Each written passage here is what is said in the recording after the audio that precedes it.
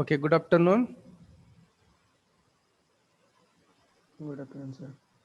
Yes, I think last lecture we have covered uh, this part that is types of surveying. So today we will start the new point of that under the surveying, that is the principles of surveying, how the surveying works, or which principles on which principle surveying is depends, or which principle we are using for the surveying purpose. That part today we will see. Okay, so principles of surveying. So there are main two fundamental principles of surveying. So first one is the to work from whole to part, and to locate a point by taking measurement from two reference points. So first principle, to work from whole to part, and second principle, to locate a point by taking measurements from two reference points. Okay, so what we will see, what is first principle in detail. To work from whole to part means what? To work from whole to part. Meaning of that sentence, to work काम करायचं from कशापासून, whole to part. Okay, so what is whole to part? This is the main principles of surveying. Here the entire plot will be divided into smaller triangles, and the area will be surveyed from the boundary to the innermost triangle. Image दिसते का इथे एक बघा, काय दिसतंय हो याच्यामध्ये? ही जी मी round केलेली इमेज आहे, व्हॉट इंडिकेट दिस, किंवा काय दिसतंय याच्यामध्ये?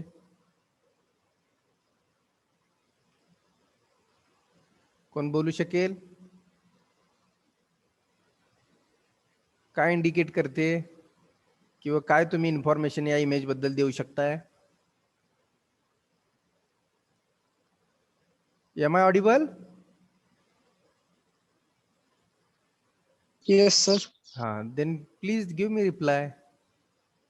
काय सांगते ही इमेज, की जे आपण सेंटेन्स रीड केलेलं आहे आता? The entire plot will be divided into the smaller triangles. काय दिसतंय? ए बी सी डी हा एक मोठा ट्रायंगल आहे की नाही? Yes, sir. परत त्याच्यानंतर डी एफ एक आतमध्ये ट्रायंगल आहे. परत ए डी ई हा एक ट्रायंगल आहे. बी डी एफ एक आहे. ई एफ सी एक आहे. हा एक आहे. हा एक ट्रायंगल आहे. हा एक ट्रायंगल आहे. हा मधला आहे. त्याच्यामधला आहे. परत त्याच्यात छोटे छोटे ट्रायंगल, असे बरेचसे ट्रायंगल्स नी पूर्णपणे हा एक एरिया डिवाइड झालेला आहे.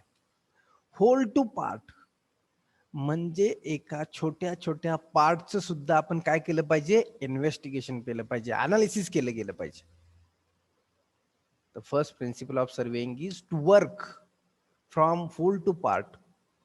म्हणजे छोट्या छोट्या गोष्टीची सुद्धा अनालिसिस केली पाहिजे. बिल्डिंग, एखादी बिल्डिंग कन्स्ट्रक्ट करायची, काय काय करावं लागेल बिल्डिंग कन्स्ट्रक्ट करायचे म्हटल्यानंतर? कोण सांगू शकेल का?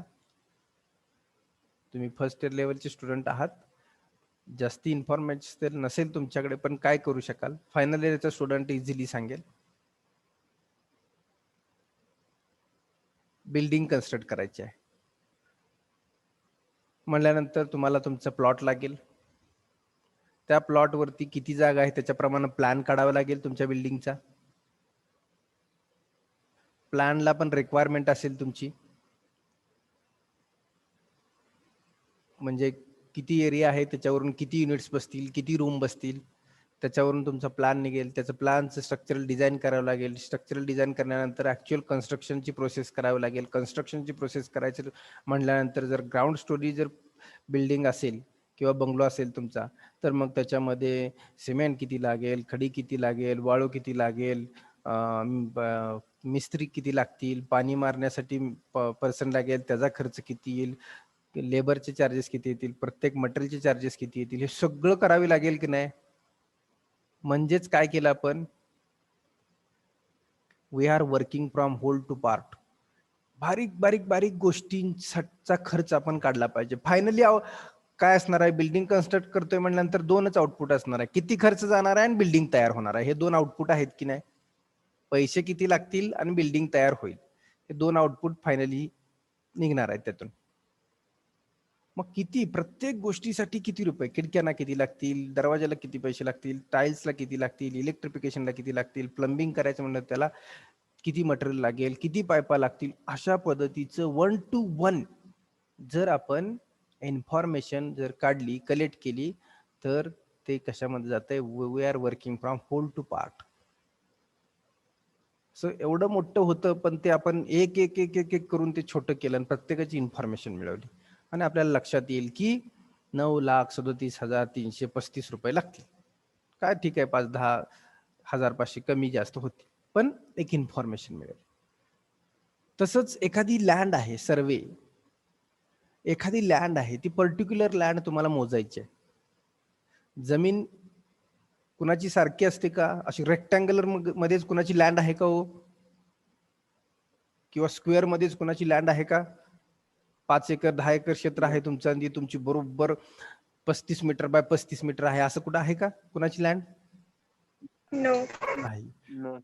मग आपल्याला ती लँड अॅक्युरेट मोजायची असेल तर काय करायला पाहिजे?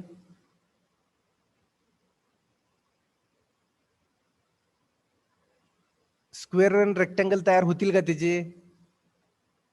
काय तर अशी ओबड लँड आहे तुमची, ओके, अशी आहे, होतील का रेक्टँगल? नाही होणार. मग याला तुम्हाला डिवाइड करावं लागणार आहे. एक कुठली तर आता काय करायचं, मग अशी बेस लाईन एक मार्क करायची.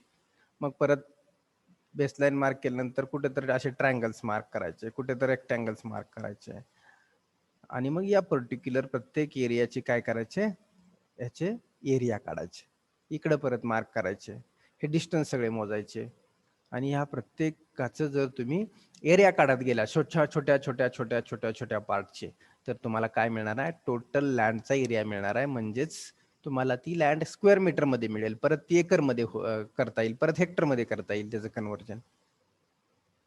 So to work from whole to part, छोट्या छोट्या छोट्या गोष्टीमध्ये एखादा एरिया डिवाइड करायचा आणि त्याचा अनालिसिस करायचं. That is the principle of survey. The purpose of working from whole to part is to localize the error and control the accumulation of the error. म्हणजे आपण पूर्णपणे एरर इलिमिनेट करायची. नाहीतर आपण भांडत असतो की नाही शेजारी, मग ते जमिनीच्या ठिकाणी असो ना आपल्या घराच्या ठिकाणी असो.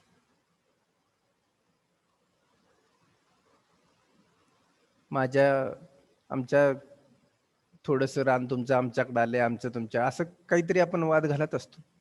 मग तेच जर अॅक्युरेट जर मोजलं आपण, त्याच्यातले जर एरर इलिमिनेट केले जर सर्वे करून आपण, आणि छोटे छोटे जर आपण मेजरमेंट घेऊन जर एरर इलिमिनेट केले, तर we can work as a whole to part. म्हणजे आपण त्या एरियासाठी आपण खूप बेसिक आणि छोट्या पद्धतीनं किंवा एकदम डेप्थ जाऊन आपण सर्वे केला. सो हा फक्त लँड मेजरमेंट असेल किंवा एखादा प्लॉट मेजरमेंट असेल किंवा अदर गोष्टी असतील, सेंटरिंग असेल, लेवलिंग असेल, एखाद्या बिल्डिंग मध्ये कोणतंही सर्विंग रिलेटेड जे काय वर्क असेल, ह्याच्यामध्ये तुम्ही you have to work from whole to part. That is the first principle of survey. Got it? Error eliminate करणे, एरर एलिमिनेट करणे, पर्टिक्युलर जी काय डिस्टन्सेस आहेत तेवढा डिस्टन्स पर्टिक्युलर मेजर करणे, एरिया कॅल्क्युलेट करणे, ट्रायंगल मध्ये एरिया डिवाइड करणे की जेणेकरून आपल्याला फास्ट एरिया कॅल्क्युलेशन करता येईल. अशा बरेच जे वर्क आहे की जे प्रिन्सिपल्स ऑफ सर्वेइंग मध्ये आपण ह्या पहिल्या प्रिन्सिपलच्या अंडर आपण पूर्ण करतो. So then second principle, to locate a point by taking measurement from two reference points.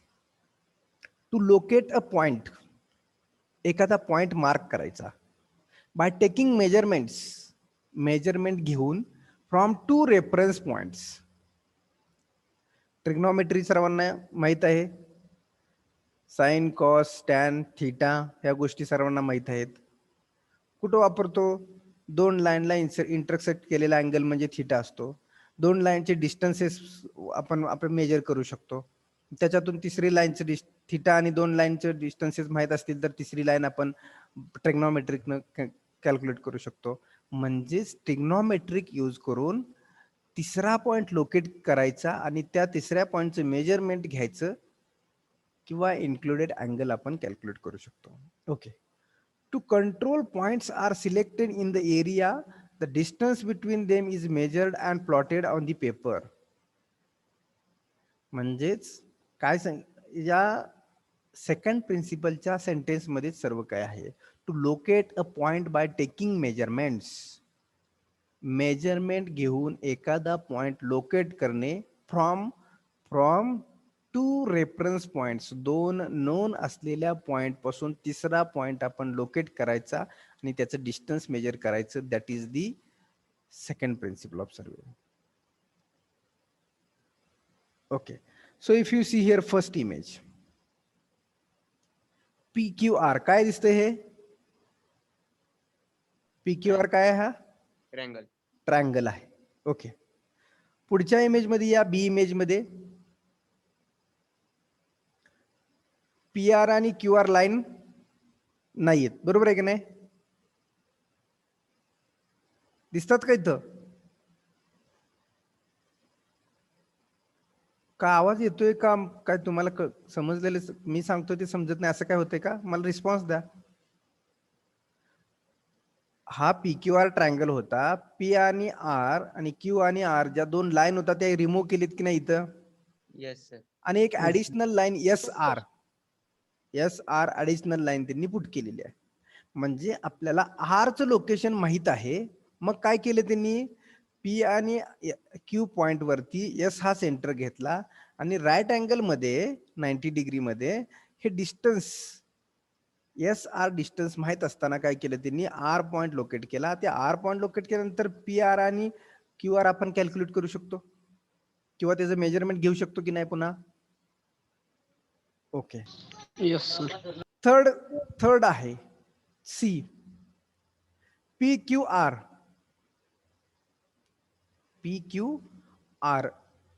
आता इथं थीटा इन्क्लुडेड अँगल मेजर करू शकतो की नाही PQR चा? म्हणजे इथनी काय सांगितलंय की दोन रेफरन्स तुम्हाला नोन असतील तर तिसरं रेफरन्स किंवा तिसरं मेजरमेंट तुम्ही घेऊ शकता. कोणतेही दोन रेफरन्सेस माहित असतील तर. PQR माहित होतं, त्याच्यावरून थीटा कॅल्क्युलेट करू शकला तुम्ही. आता थीटा कॅल्क्युलेट केल्यावर ही PR ची लेंथ सुद्धा तुम्ही कॅल्क्युलेट करू शकता. सिमिलरली चौथी फिगर बघा. PQ माहित आहे, थीटा आणि θ1 हे दोन अननोन माहित आहेत तुम्हाला. थीटा आणि θ1 त्याच्यावरून तुम्ही काय करू शकता? PR लाईन आणि QR लाईन प्लॉट करू शकता की नाही? R पॉइंट हा P पासून θ1 एवढ्या डिस्टन्स डायरेक्शनला आहे आणि R पॉइंट हा Q पासून थीटा एवढ्या डायरेक्शन मध्ये आहे. तर त्याच्यावरून तुम्ही R पॉइंट लोकेट करू शकता की नाही? Yes. Yes. Similarly fifth figure बघा. PQR माहित आहेत, नोन आहेत. डॉटेड म्हणजे आपण नंतर काढलेली लाईन आहे. हा डॉटेड लाईन म्हणजे नंतर प्लॉट केलेली लाईन आहे. सो PQR 3 पॉइंट माहित आहेत किंवा PQ ची लेंथ माहित आहे, PR ची लेंथ माहित आहे. त्या केसमध्ये तुम्ही काय करू शकता? QR जोडल्यानंतर हा थीटा आणि ही QR ची लेंथ मेजर करू शकता. So what is second principle of surveying? To locate the point by taking measurement from 2 reference point. दोन कोणतेही रेफरन्स माहित असतील, एक म्हणजे थीटा किंवा दुसरं म्हणजे डिस्टन्स. दोन डिस्टन्स माहित असतील तर तिसरा डिस्टन्स आपण ऑटोमॅटिकली कॅल्क्युलेट करू शकतो. एक थीटा आणि एक डिस्टन्स माहित असेल तर तिसरा डिस्टन्स आपण फाइंड आउट करू शकतो. अशा पद्धतीने आपण राईट अँगल टाकून किंवा थीटा मेजर करून किंवा डिस्टन्सची लाईन टाकून डिस्टन्स मेजर करून आपण सर्वेइंग करू शकतो. That is the second principles of surveying. हे दोन प्रिन्सिपल आहेत. पहिलं प्रिन्सिपल म्हणजे एखादा एरिया ट्रायंगल मध्ये डिवाइड करायचा, स्मॉल स्मॉल स्मॉल ट्रायंगल मध्ये डिवाइड करायचा आणि त्याचं जर मेजरमेंट घेऊन एरिया कॅल्क्युलेट केला तर तेवढी पर्टिक्युलर लँड तुम्ही मेजर करू शकाल. सेकंड प्रिन्सिपल म्हणजेच कोणतेही दोन डायमेन्शन माहीत असतील तर तिसरं पॉइंट लोकेट करताना तुम्ही थीटा किंवा डिस्टन्स मेजरमेंट लाईन मार्क करून डिस्टन्स मेजर करू शकता आणि त्याचा एरिया परत फाइंड आउट करू शकता. So got it this two principles. Yes, sir. Yes, sir. So these are the very important principles related to examination. MCQ एक्झामिनेशनला या प्रिन्सिपल वरती तुम्हाला क्वेश्चन विचारला जाऊ शकतो. So please concentrate on these two principles. Okay. So here serving part is over. कारण का syllabus तुमचा reduce केला गेलेला आहे, त्याच्यामुळे फक्त प्रिन्सिपल्स ऑफ सर्विंग एवढाच पॉईंट तुमच्या सिलेबसमध्ये सध्या तुमच्यासाठी ठेवलेला आहे रिड्यूस केल्यामुळे. सो प्रिन्सिपल्स ऑफ सर्विंगच्या अगोदर व्हॉट इज प्रिन्सिपल ऑब्जेक्टिव्ह आपण थोडंसं जनरल डिस्कशन केलं. Okay. So next point is the fundamentals of remote sensing. Remote sensing बघूया. Fundamental of remote and sensing. There are two words are there, remote and sensing. So we will see what is remote, what is sensing in detail. Okay. Read करा काय लिहिलेलं आहे, काय दिसतंय. काहीतरी दिसतंय. एक आय आहे, कोणतर तो आय मधून काहीतरी पाहतंय समोर. वरती वर्ड लिहिलेला आहे रिमोट सेन्सिंग आणि खाली एक सेंटेन्स लिहिले आहेत. Please read this sentences.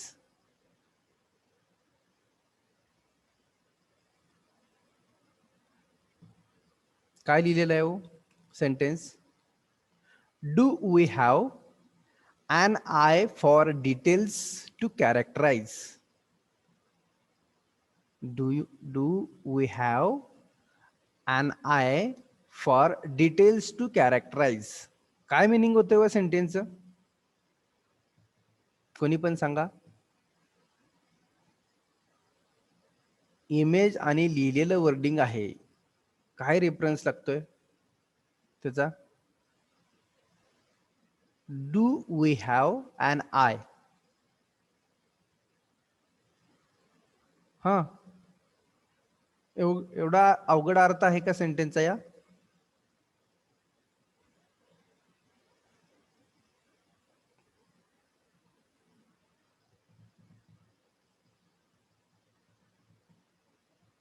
मला वाटतं एकतर सर्वजण झोपलेले आहेत असं आहे का. No, sir. मग सिंपल आहे, काहीच अवघड नाही त्याच्यामध्ये. काय दाखवलंय, एक आय दाखवलाय बरोबर आहे. तो आय काय करतोय म्हणून खाली लिहिलेलं आहे त्यांनी सेंटेन्स, त्याचं एक मिनिंग लिहिलेलं आहे. We do have an eye for details to characterize. म्हणजे आपल्या डोळ्याला जे दिसतंय ते सर्व आपण काय करतोय, कॅरेक्टराइज करतोय. आता I think all are sitting in the your house. का कोण आहे बाहेर कुठेतरी फिरतंय असं आहे का सध्या. मला वाटतं बऱ्यापैकी सगळेजण घरात असतील. मोबाईलकडं किंवा स्क्रीनवरती न बघता घरात बघायचं सर्वांनी. आणि किती वस्तू दिसत आहेत मला मोजून फक्त सांगायचा.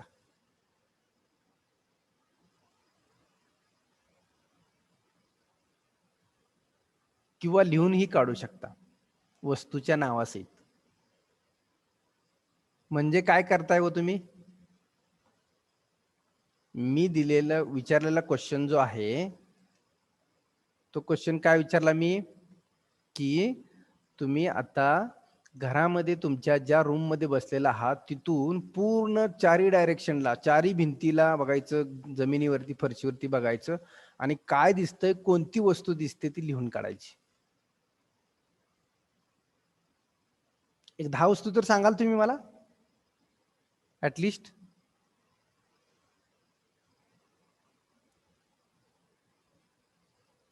कोणी एकाने कोणी रिस्पॉन्ड करा मला, बघून सांगा. मेजर गोष्टी सांगा तुम्हाला समोर दिसतात त्या, एक कोणी पण.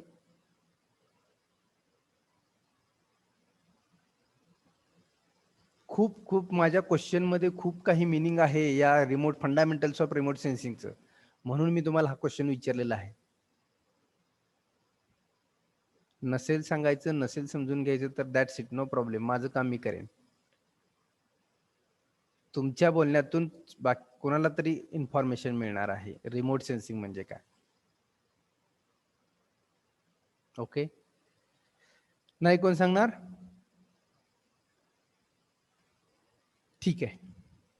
सर बुक, पेन, नोटबुक, हा, पेन्सिल, टेबल, चेअर. आवाज कमी येतोय जरा तुमचा. Hello. Sir book, pen, notebook, table, chair, हा, टीव्ही, ओके. रेडिओ. हा,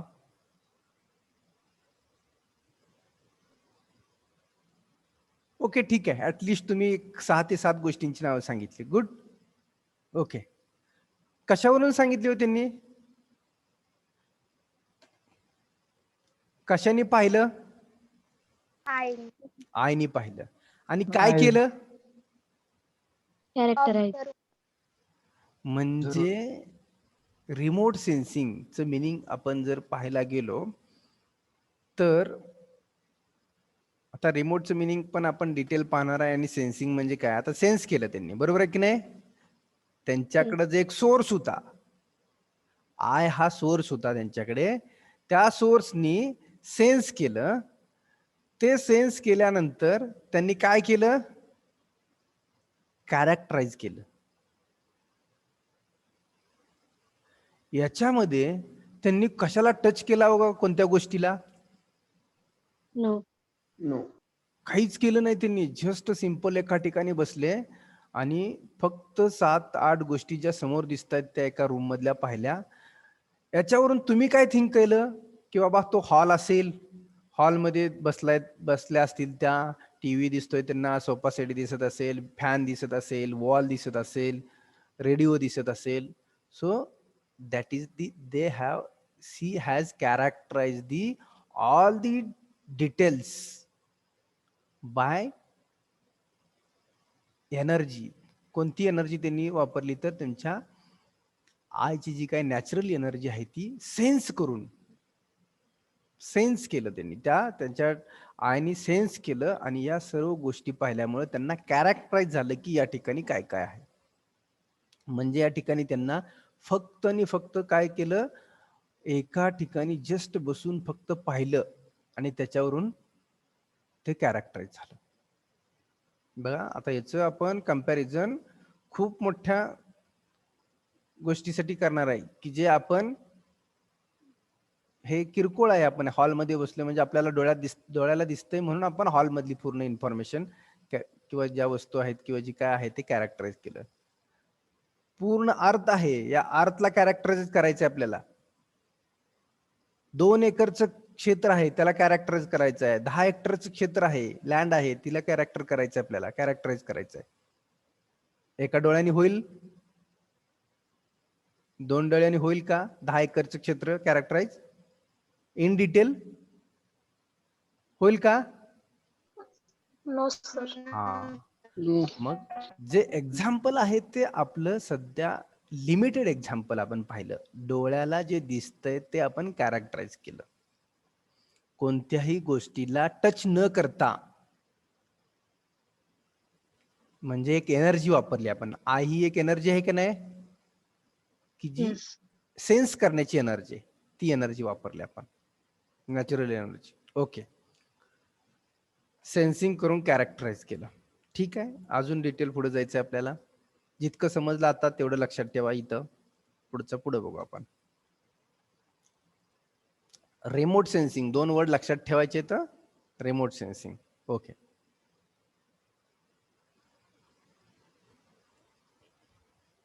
what is remote sensing? Remote sensing is the process of sensing and measuring object from a distance without physical contact with them. What is remote sensing? It is the process. Remote sensing ही एक process आहे of sensing, की आता आपण जे आपल्या डोळ्यांनी हॉलमध्ये ज्या वस्तू आहेत त्या सेन्स केल्या, तशीच एक सेन्सिंगची प्रोसिजर आहे अँड प्रोसेस आहे. And measuring object. आता आपल्या एका फ्रेंडने जी इन्फॉर्मेशन दिली आपल्याला, त्यांनी फक्त ऑब्जेक्ट कॅरेक्टराइज केले, मेजर केले का? नो. टीव्हीचा साईज किती आहे सांगितलं का त्यांनी? नो. नाही सांगितला. बघा, पण टीव्हीचा साईज सुद्धा आपण सांगणार आहे. ओके, त्यांनी सेन्स केलं, कॅरेक्टराइज केलं की हा टीव्ही आहे, हा फ्रीज आहे, बट किंवा हा रेडिओ आहे, हा सोफा सेट आहे, हा बेड आहे, लाईक दॅट काय त्यांनी सांगितले असतील ते. आता बघा, remote sensing is a process of sensing and measuring object from A distance. काहीतरी डिस्टन्स वरून ऑब्जेक्ट काय केला? मेजर केला. त्यांनी पाहिला ऑब्जेक्ट, तो त्यांना दिसला आणि सांगितलं this is the TV, this is the radio. काहीतरी डिस्टन्स वरून एखादा ऑब्जेक्ट त्यांनी काय केला? सेन्स केला without physical contact with them. What is remote sensing? It is the process of sensing and measuring of object from a distance without physical contact with them. कुठल्याही प्रकारचा particular गोष्टीची, एरियाशी, व्यक्तीशी, वस्तूशी कॉन्टॅक्ट न करता त्या वस्तूची इन्फॉर्मेशन देणे, साईज सांगणे किंवा कोणती वस्तूचं नाव काय आहे, वस्तू कोणती आहे हे सांगणं म्हणजेच काय? Remote sensing. ओके, आता इमेज कडे जावा वरच्या. हे काय आहे वरती? सॅटेलाइट. सॅटेलाइट आहे. सॅटेलाइटनं काय केलं? सॅटेलाइट ऑब्झर्व करतोय अर्थला, बरोबर आहे की नाही? येस. मग तो ऑब्झर्व करत असताना तो काय करतोय? तर या एरियाची इमेज घेतोय, तो फोटो काढतोय. बर, तो फोटो काढताना त्याला काहीतरी एनर्जी रिक्वायर्ड आहे. एनर्जी रिक्वायर्ड आहे सेन्स करण्यासाठी. ती एनर्जी कुठून मिळाली हो या ठिकाणी? याचा फोटो काढायचा आहे. अंधारात फोटो येतो? अंधारात फोटो येतो का? नो. कॅमेराला पण अंधार असेल तर कॅमेऱ्यात नंतर कुठे फोटो येतो? Energy. I am talking about energy. Light. Sun. Light. Particles. कुठून मिळाली लाईट सॅटेलाइटला? सूर्याकडून. इथं सन आहे, म्हणजे सन पासून काहीतरी एनर्जी मिळाली, की जी एनर्जी या झाडावरती, या बंगलोवरती, सायकलवरती, इथल्या सर्व एरियावरती सन रेज आपल्याला लाईट पडला. त्यानंतर काय केलं? सॅटेलाइट मध्ये आपण बसवलाय कॅमेरा, की या कॅमेऱ्यानं काय केलं? या एरियाचा काय केला? फोटो कॅप्चर केला. या एरियाचा फोटो कॅप्चर केला. तो फोटो, बर, त्याच्यासाठी रेफरन्स काय काय घेतला? सॅटेलाइटला फोटो कॅप्चर करायचा होता. सॅटेलाइटने काय केलं? फोटो कॅप्चर करण्यासाठी जो काही सिग्नल पास केला, तो सिग्नल कुठं आला हो? पहिल्यांदा क्लिक केल्यानंतर सिग्नल पास झाला की नाही? सिग्नल कुठं आला? अँटेनाला आला. अँटेनाला इन्फॉर्मेशन मिळाली. मग अँटेनाच्या इन्फॉर्मेशन थ्रू ग्राउंडवरचा फोटोग्राफ कॅप्चर झाला. परत ती लाईट परत अँटेनाला दिली. परत अँटेनाने परत ती इमेजचा सिग्नल आहे तो परत रिव्हर्स सॅटेलाइटकडे पाठवला. रिमोट आहे आपल्या हातात. सेटअप बॉक्स वरती रिमोट दाबला, फ्रॅक्शन ऑफ सेकंदामध्ये चॅनल चेंज होतो, बरोबर आहे की नाही? Yes sir. म्हणजे फक्त सेटअप बॉक्स मधून होत नाही तो. सेटअप बॉक्स, अँटेना, सॅटेलाइट या तिन्हीचं कॉम्बिनेशन असतं. फ्रॅक्शन ऑफ मिली सेकंद मध्ये हे सिग्नल्स पास होत असतात. कशामध्ये? फ्रॅक्शन्स ऑफ मिली सेकंद मध्ये सिग्नल्स पास होत असतात. आणि आपल्याला सेकंद सुद्धा लागत नाही, म्हणून म्हणलं फ्रॅक्शन ऑफ मिली सेकंद मध्ये आपल्याला चॅनल चेंज झालेला दिसतो, फक्त एक बटन प्रेस झाल्यानंतर.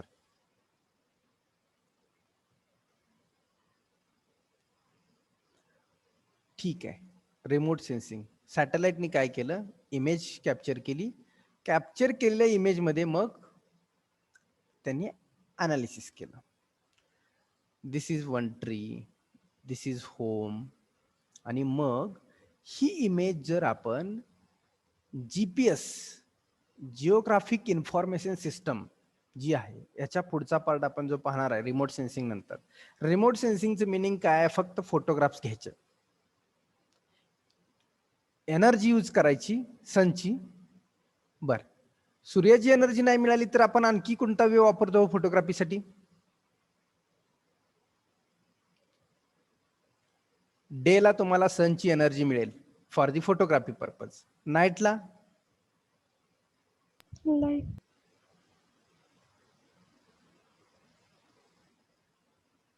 सेल्फी काढता की नाही? हा, माहित असेल सर्वांना. आहे की फ्रंट कॅमेरा किंवा फ्रंट लाईट आहे की नाही आपल्या मोबाईलला? Yes, sir. बॅक पण कॅमेरा लाईट आहे, फ्लॅश आहे. बॅक साइडला फ्लॅश आहे, फ्रंट साइडला फ्लॅश आहे. खूप छान छान पोज देऊन आपण फोटो काढतो, बरोबर आहे की नाही? सेल्फी तर अजून छान निघतात. आणि मग त्यासाठी जर आपल्याला एनर्जी रिक्वायर्ड असेल तर काय करता तुम्ही? फ्लॅश ऑन करता की नाही? करता की नाही? हो नाही तर नाही म्हणा. Yes, sir. तर माझा Yes, sir. पुढचा क्वेश्चन आहे त्याच्यावरती डिपेंड. मग सन जी काही लाईट आहे ही नॅचरल आहे की आर्टिफिशियल आहे? हो, Natural. आणि कॅमेराची लाईट आहे ती कशी आहे? आर्टिफिशियल. म्हणून आता ठीक आहे, तो हे पार्ट आपण पुढे जाणार आहोत. ऍक्टिव्ह रिमोट सेन्सिंग म्हणजे काय, पॅसिव्ह रिमोट सेन्सिंग म्हणजे काय. ठीक आहे, ही तर छोटीशी इन्फॉर्मेशन मिळाली. रिमोट सेन्सिंग मध्ये काय करतो आपण? सेन्स करतो म्हणजेच फोटो काढतो की without physical contact with them. याच्याशी कोणता कॉन्टॅक्ट झाला का हो सॅटेलाइटचा? Physical contact No. कोणाचाच झाला नाहीये. ना अँटिनाचा, ना इथं आपण ऑपरेट करायला बसलो असेल इमेज त्याचाही नाही झाला, सॅटेलाइटचाही नाही झाला. सनरेज फक्त त्याच्यावरती पडलेले आहेत. म्हणजे विदाउट फिजिबल कॉन्टॅक्ट जर सेन्स केलं आणि जर मेजरमेंट घेतले ऑब्जेक्टचे तर त्या टेक्निकला काय म्हणतोय? Remote sensing. Remote sensing. Okay, definition लक्षात आली, काहीतरी आणखी इन्फॉर्मेशन पण लक्षात आली असेल. ओके, अजून पुढे बघायचं डिटेलमध्ये आपल्याला. ओके, रिमोट सेन्सिंग काय करतो? सेन्सिंग म्हणजे स्कॅनिंग. फोटोग्राफ केला म्हणजे स्कॅन झालं की नाही? आपण आपली इमेज त्या फोटोग्राफ्स मध्ये आली म्हणजे स्कॅन झालं. कॅरेक्टरायझिंग, स्कॅन केलं, कॅरेक्टराइज करणार आपण. स्वतःचाच फोटो आहे, स्वतःलाच कॅरेक्टराइज करा. हेड, नोज, लिप्स, इयर्स, कोणत्या कलरचा शर्ट आहे, कोणत्या कलरची पॅन्ट आहे, कोणत्या कलरचा टॉप आहे, कोणत्या काहीही आपण काय करू शकतो? कॅरेक्टराइज करू शकतो. किंवा कॅरेक्टराइज मध्ये आपण आणखी वेगवेगळ्या पद्धतीचे कॅरेक्टराइज करू शकतो. रेसिडेन्शियल बंगलो आहे, अपार्टमेंट बिल्डिंग आहे, डॅमची साईट आहे, वॉटर ट्रीटमेंट प्लांट आहे, वेस्ट वॉटर ट्रीटमेंट प्लांट आहे. कॅरेक्टरायझेशन लक्षात येते का? Yes, sir. Okay. Classification, classify करतो आपण. हा वॉटर ट्रीटमेंट प्लांट आहे की वेस्ट वॉटर ट्रीटमेंट प्लांट आहे, दॅट इज द क्लासिफिकेशन. झालं की नाही? Yes, sir. Okay. Residential bungalow आहे की अपार्टमेंट आहे, हे पण क्लासिफिकेशन झालं की नाही. हॉल आहे किंवा किचन आहे, क्लासिफिकेशन झालं की नाही. रूम्सच होत्या दोन्ही पण हॉल मधल्या ज्या काय विजिबल गोष्टी झाल्या त्याच्यामुळे असं क्लासिफाय झालं की ती हॉल आहे. आणि किचन मधला किचन ओटा गॅस शेगडी बघून काय आपण क्लासिफाय केलं, this is the kitchen. Classification sensing मधून. Identification and quantification. Identify, this is the sofa, this is the TV, this is the radio. Identify केला आपण. अनालिसिस, अनालिसिस मग मध्ये म्हणजे तुमचे मग मेजरमेंट आले. How much type, how much size of particular TV, how much size occupied by the sofa, how much size occupied by the bed. बेडनी किती त्या रूम मधला साइज ऑक्युपाय केलाय, सोफ्यानी किती केलेला आहे, टीव्हीच्या ठिकाणी किती ऑक्युपाय झालाय, कूलर ठेवलेला आहे त्या ठिकाणी किती ऑक्युपाय झाला, मधला ओपन स्पेस किती आहे हॉलमध्ये. That is the analysis. Sensing केल्यानंतर ह्या गोष्टी मिळाल्या आपल्याला, किंवा या पद्धतीने आपण सेन्स केल्या. येते लक्षात, येते का. Yes, sir. Yes, sir. Okay. So कसं सेन्स होतं आणि काय वे असतो, that we will see now. Remote sensing. Remote sensing is the science of acquiring information about the earth's surface without actually being contacted with it. अर्थ सरफेसची information, acquiring information of earth surface. आपण हॉलची चर्चा केली होती, discussion केलं होतं. आता अर्थची करू. About earth surface without actually being contact. म्हणजे विमानातून फोटोग्राफ घेतला तर एखाद्या 10 किंवा 20 किलोमीटर एरियातली आपल्याला इन्फॉर्मेशन मिळेल की नाही हो, मिळेल की नाही. Yes, sir. किती एरियामध्ये शुगर केन आहे, किती एरियामध्ये वीट आहे, किती एरियामध्ये ज्वारी आहे, ह्याचं अनालिसिस करू शकतो आपण. इतकी ऍडव्हान्स टेक्नॉलॉजी आपल्याकडे आहे आणि ते इझिली आपण अशा पद्धतीच्या टेक्निक्स वापरून अनालिसिस करू शकतो. Okay. This is done by sensing and recording reflected or emitted energy and processing, analyzing and applying the information. हे कसं चालतं. This is done by sensing म्हणजे फोटोग्राफ्स घेतला विमानातून किंवा सॅटेलाइट मधून, काय केलं आपण, एखाद्या पर्टिक्युलर एरियाचा फोटोग्राफ घेतला म्हणजे सेन्स केलं, sensing. And recording reflected or emitted energy म्हणजेच सूर्याचा जो प्रकाश आहे तो आणि सॅटेलाइट मधनं घेतलेला सूर्याच्या प्रकाशामुळे आपल्याला काय झाली, इमेज दिसली, लाईट आला त्या इमेज वरती. फोटोग्राफ घेतल्यानंतर काय झालं, सूर्याच्या प्रकाशामुळे जी काय रिफ्लेक्टेड जे काय रेज आहेत ते कुठे गेले होते, सॅटेलाइट कडे गेले, रिफ्लेक्टेड होऊन. आणि मग त्या कॅमेऱ्याला फ्लॅश केल्यानंतर प्रोसेस झालं, अनालाइज झालं आणि तो इमेज कॅप्चर झाली. Applying the information. जर त्या ठिकाणी अंधार असेल तर ती इन्फॉर्मेशन मिळणारच नाही, इमेज मध्ये ती येणारच नाही. म्हणजे सूर्याची किरण त्या वस्तूवरती पडून, झाडावरती, घरावरती पडून त्याचं रिफ्लेक्शन सॅटेलाइट कडे गेलं आणि सॅटेलाइटला एनर्जी मिळाली की बाबा आपण ती फोकस करण्यासाठी आपल्याकडे एनर्जी आहे, ऍब्सॉर्ब रिफ्लेक्ट झालेली एनर्जी आहे, त्याच्यातून आपण फोटोग्राफ घेतला. So 3 essential things for the remote sensing are required. Sensor, electromagnetic radiations and object to be sensed. पहिल्यांदा सेन्सर लागतो आपल्याला, इलेक्ट्रोमॅग्नेटिक रेडिएशन्स लागतात,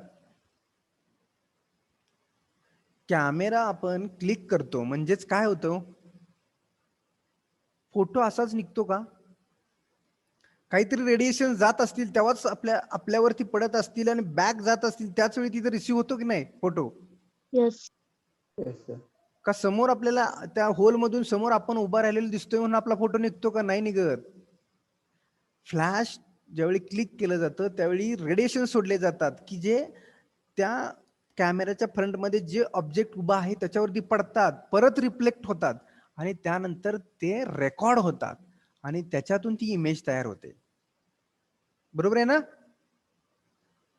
Yes. So this is the process. कॅमेराने सेन्स केलं, मग तो सॅटेलाइट मधला असेल किंवा आपल्या जवळचा असेल, रेडिएशन सोडले इलेक्ट्रोमॅग्नेटिक, ते रेडिएशन ऑब्जेक्ट वरती पडले, फॉरवर्ड अँड रिटर्न प्रोसेस झाल्यानंतरच तुमची इमेज कॅप्चर झाली. Got it? Yes, sir. Yes. Okay. Yes, sir. So आता परत या ठिकाणी बघा.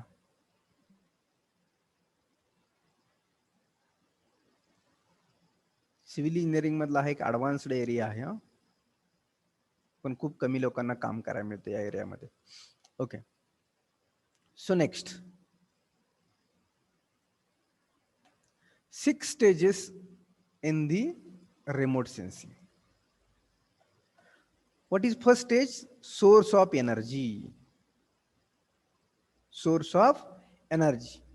आपण पाहिले 2 सोर्स आहेत मेजर एनर्जीचे. कोणकोणते पाहिले आपण आता? सन पाहिला आपण आणि दुसरा आर्टिफिशियल Light. लाईट म्हणजे फ्लॅश. आपण यूज करतो तो कॅमेऱ्याला फ्लॅश लावायचा आपण, की जो फ्लॅश स्वतः आर्टिफिशियल द्यायचा, मग घरामध्ये लाईट लावली तरच घरातले ऑब्जेक्टिव्ह दिसतील. बरोबर आहे ना? Yes, sir. तसं सनची नॅचरल लाईट असेल तर त्याच वेळी सॅटेलाइट फोटोग्राफ घेऊ शकेल. बरोबर आहे ना? Yes. अदरवाईज नाही मिळणार सॅटेलाइटला इमेज चांगली, नाही मिळणार.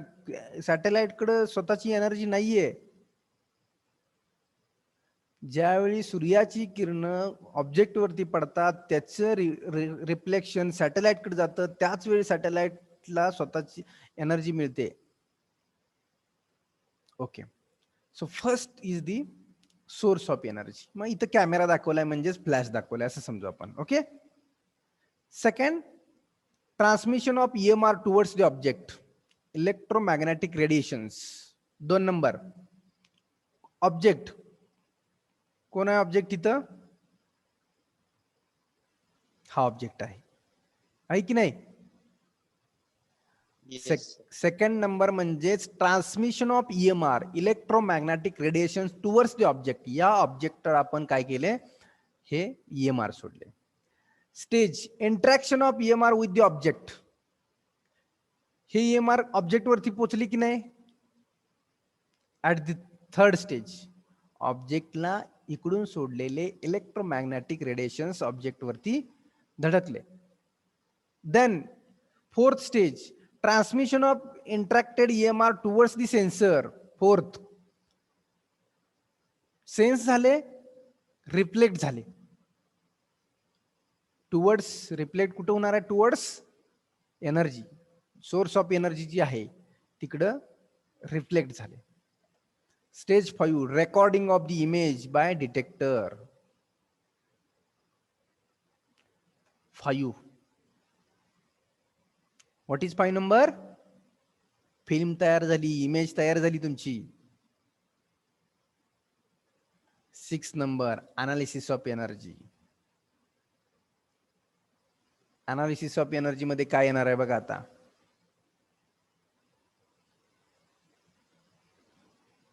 प्रत्येक या पूर्णपणे जी काही ही डॉल असेल, या डॉलची पूर्ण इन्फॉर्मेशन म्हणजे काय झालं? अनालिसिस. मग त्याच्यामध्ये काही आपण टॉप व्हाईट कलरचा घातलेला आहे, ग्रीन कलरचं फ्रॉक आहे, काही असं अनालिसिस करू शकतो आपण.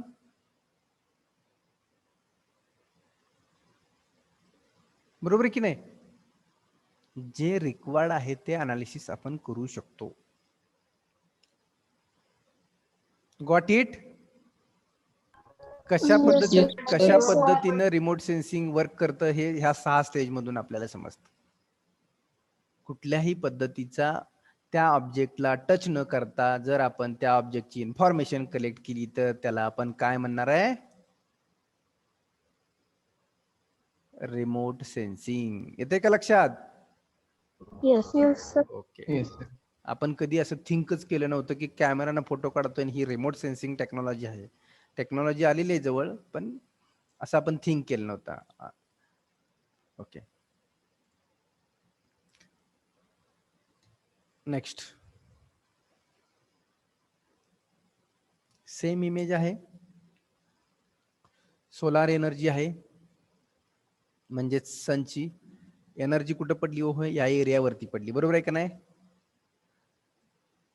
इथं तुमचा काहीतरी हिली एरिया आहे, इथं वॉटर आहे, इथं ट्रीज आहेत. म्हणजे जी काय झालेली एनर्जी आहे ती या ठिकाणी अब्सॉर्ब झाली बघा. कशामध्ये? हे ढग दिसतात या ठिकाणी ती अब्सॉर्ब झाली, परत त्यातनं स्कॅटर झाली, म्हणजे पुढेही जाते त्यातनं एनर्जी स्कॅटर होऊन ती परत खालच्या ऑब्जेक्ट वरती पडली. आता ऑब्जेक्ट वर पडल्यानंतर त्याचे जे काय रिफ्लेक्शन्स आहेत बघा, दिसतात का? हे ब्ल्यू रेज, Yes. ही रिफ्लेक्टेड एनर्जी आहे. ती कुठे गेली? Space born, airborne, helicopter, balloon,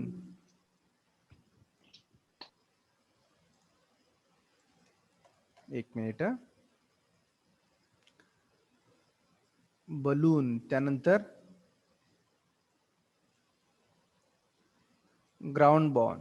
म्हणजे ज्या ठिकाणावरून आपण त्या पर्टिक्युलर ऑब्जेक्टला सेन्स करणार आहे, कुठून कुठून सेन्स करणार आपण? सॅटेलाइट मधून सॅटेलाइट मधून सेन्स करणार, विमानातून सेन्स करणार, एअरबॉर्न, हेलिकॉप्टर, बलून्स असेल, ग्राउंड बॉर्न असेल, या ठिकाणाहून आपण काय करणार? पर्टिक्युलर इमेजला आपण सेन्स करणार. आणि त्याच्यासाठी एनर्जी कुठली वापरणार? तर सन कडून आलेली एनर्जी, रिफ्लेक्ट झालेली एनर्जी या प्रत्येक कॅमेऱ्याकडे जाणार, इथं बसवलेल्या, बरोबर आहे की नाही? मग हे प्लॅटफॉर्म और सेन्सर आहेत. या प्रत्येक, इथे सॅटेलाइट आहे 1 नंबरला, जी रिफ्लेक्ट होणार, कॅमेऱ्याकडे जाणार इथं प्रत्येक ठिकाणी बसवलेल्या, आणि ते कॅमेरे काय करणार? कॅप्च करणार, त्यावेळी तुम्हाला इमेज मिळणार, बरोबर आहे की नाही? Yes, sir. हा, येतंय ना लक्षात सर्वांच्या? Yes, sir. म्हणजे ग्राउंड वरती रेज पडले, ट्रान्समिट झाले, इथं लिहिलेलं आहे ट्रान्समिशन, ट्रान्समिशन होऊन परत रिफ्लेक्टेड झाले, ते रिफ्लेक्ट होऊन ते परत ज्या सोर्स कडून आपण कॅप्च करणार आहे, सेन्स करणार आहे, त्या सेन्सरकडे ते गेले, आणि तिथून परत आपण सेन्स केल्यानंतर या पर्टिक्युलर एरियाचे आपल्याला इमेजेस घेता येतील. आणि मग हे फक्त इमेजेस झाल्या. इमेजेस झाल्यानंतर त्याचं स्टोरिंग, त्याची प्रोसेस, त्याचं इंटरप्रिटेशन, त्याचं अनालिसिस, हे सगळं आपण कॉम्प्युटरवरती करू शकतो की नाही नंतर? Yes, sir. सगळेजण पासपोर्ट साईज फोटो काढलेत की नाही आपण? Yes. जेवढा आपण छान दिसतो त्याच्यापेक्षा छान होतात की नाही? Process sir. केली तर? मी कुणाला वाईट दिसतो म्हणलो नाही, जेवढा आपण छान दिसतो त्याच्यापेक्षा छान काढतात असं म्हणलो मी, बरोबर ना? Yes, sir. मग Yes, sir. हा, म्हणजे आपल्याला प्रोसेस करता येते त्याच्यावरती, तेवढाच क्रॉप करता येतो. 6 जण आपण एका लाईन मध्ये उभा राहिले असेल तर आपले एकट्याची इमेज सुद्धा त्यातनं क्रॉप करता येते. म्हणजे बऱ्याच नंतर प्रोसेस खूप काही करू शकतो. आणि 6 जण उभा असेल, 6 जणांची शर्ट कोणते घातलेत, कोणत्या कलरचे आहेत, असं कितीतरी गोष्टींचं अनालिसिस करू शकतो. मग ते सगळं ही जी दिसते सर, मग ही कॉम्प्युटर, त्यानंतर हार्ड कॉपी, प्रिंटिंग, सीडी, हे सगळं काय आपल्याला माहितीच आहे सर्वांना. सॉफ्ट कॉपी कशी घ्यायची ती माहिती आहे ना सर्वांना आपल्याला. Yes. हे काय याच्यावर डिस्कशन जास्त करण्यात काय अर्थ नाही, काय सिंपल दिसतंय. डिसिजन मेकिंग, मग कॉपी कोणती ठेवायची, कशी ठेवायची, मग ती इथं सीडी डिस्क आहे, इथं अनालिसिस करतोय तो पर्सन बसून या चेअर वरती. मग व्हिज्युअल इन्स्पेक्शन केलेलं आहे, data product of hard copy म्हणजे प्रिंट काढलेली आहे. अशा पद्धतीनं जे काय टोटल जी परत इंटरनल प्रोसेस, एकदा इमेज तयार झाल्यानंतरची प्रोसेस आहे ते आपण सहज कुठेही ऑफिसमध्ये बसून करू शकतो. म्हणजे एखाद्या एरियाची पूर्णपणे इन्फॉर्मेशन आपण ऑफिसमध्ये बसून करू शकतो, म्हणून त्याला रिमोट सेन्सिंग म्हणले. रिमोट, की ज्या ठिकाणी आपण जाऊ शकत नाही. रिमोट आपण म्हणतो ना, रिमोट एरिया आहे, वर्ड ऐकलाय ना? रिमोट एरिया, मग त्या ठिकाणी आपण जातच नाही कधी, असा रिमोट एरियाचं अनालिसिस सुद्धा आपण बाय फोटोग्राफी करू शकतो. मग त्याच्यामध्ये मेजरमेंट असेल, काय एरिया असेल, त्याच्यामध्ये काय दिसतंय, अशी सगळी इन्फॉर्मेशन आपण काढू शकतो. Got it? Yes, sir. Yes. या पूर्ण प्रोसेसला आपण रिमोट सेन्सिंग प्रोसेस असं म्हणतो. आणि जनरली मिलिटरीमध्ये खूप वास्ट पद्धतीनं याचा यूज केला जातो. खूप खूप म्हणजे आपल्याकडे आपण रेअर पद्धतीनं वापरतो, पण रिमोट सेन्सिंग टेक्नॉलॉजी ही बाय फोटोग्राफी, विमानातून फोटोग्राफ्स वगैरे घेऊन एखाद्या एरियाचं अनालिसिस, की जिथं आपली बाउंड्री आहे, त्या ठिकाणी आपण जाऊ शकत नसेल तर त्या एरियाचं अनालिसिस आपण बाय फोटोग्राफी करू शकतो. Got it? Yes. Yes. Okay. Yes. And now remote sensing, there are two types of remote sensing. There are two types of remote sensing. These two types are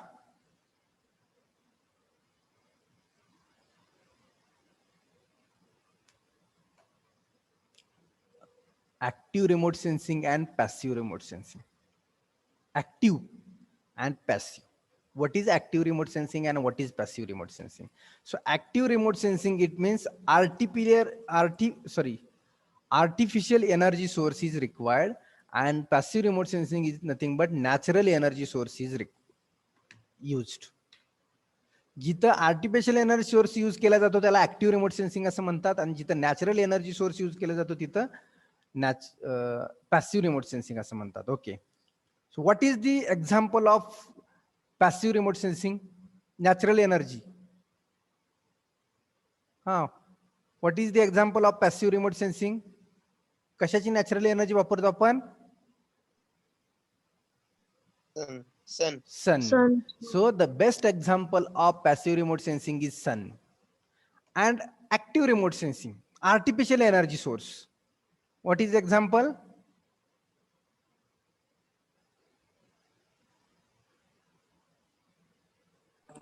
artificial Light. Artificial flash किंवा artificial light आपण use करतो, बरोबर आहे? Artificial flash और electricity, flash म्हणू आपण थोडक्यात. की बघा, हे खूप इम्पॉर्टंट आहे, लक्षात ठेवा की पॅसिव्ह रिमोट सेन्सिंगचं एक्झाम्पल म्हणजे काय? पॅसिव्ह रिमोट सेन्सिंग म्हणजे काय? Natural energy source. इम्पॉर्टंट आहे. पॅसिव्ह रिमोट सेन्सिंग म्हणजे काय? Natural energy source. आणि ऍक्टिव्ह रिमोट सेन्सिंग म्हणजे काय? Artificial energy source. So artificial energy source मध्ये काय येते? रडार सिस्टम, SLAR, SAR हे इंडियन आर्मी आपले यूज करते.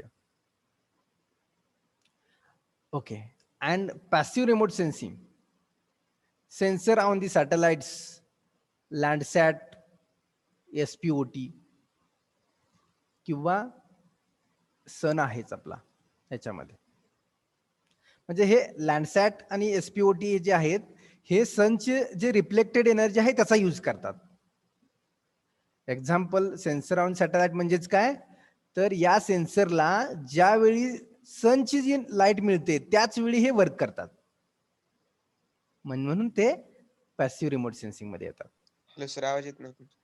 येत नाही? येतोय का आवाज? हा. Yes, sir. Passive remote sensing म्हणजे नॅचरल एनर्जी सोर्स मध्ये कोणते एक्झाम्पल आहेत? सेन्सर ऑन सॅटेलाइट, लँडसॅट और SPOT. तर हे लँडसॅट आणि SPOT सेन्सर ज्यावेळी तुमच्या सनचं रिफ्लेक्शन ज्यावेळी त्यांच्यावरती पडतं त्याच वेळी हे वर्क करतात, त्याच वेळी हे फोटोग्राफी करतात.